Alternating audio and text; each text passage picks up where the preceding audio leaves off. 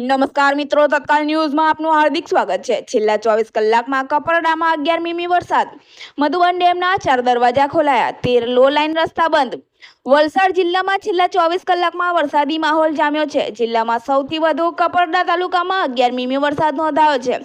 વલસાડ તાલુકામાં 4 મીમી, ધરમપુર અને પારડી તાલુકામાં 2 મીમી, ઉમરગામ તાલુકામાં 1 મીમી અને વાપી તાલુકામાં 3 મીમી વરસાદ પડ્યો છે। છેલ્લા 24 કલાકમાં જિલ્લામાં સરેરાશ 4.17 મીમી વરસાદ નોંધાયો છે।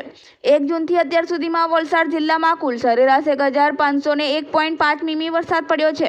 તાલુકાવાર જોઈએ તો કપરડામાં સૌથી વધુ 2120 મીમી, ધરમપુરમાં 1620 મીમી, વાપીમાં 1592 મીમી, પારડીમાં 1329 મીમી, ઉમરગામમાં 1251 મીમી અને વલસાડમાં 1097 મીમી વરસાદ નોંધાયો છે।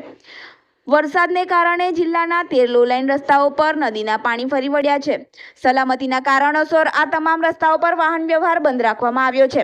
કપરડામાં 4, પારડીમાં 1, વલસાડમાં 3, ધરમપુરમાં 4 અને ધરમપુર વાંસદા રોડ પર 1 લો લાઇન રસ્તો બંધ રાખવામાં આવ્યો છે।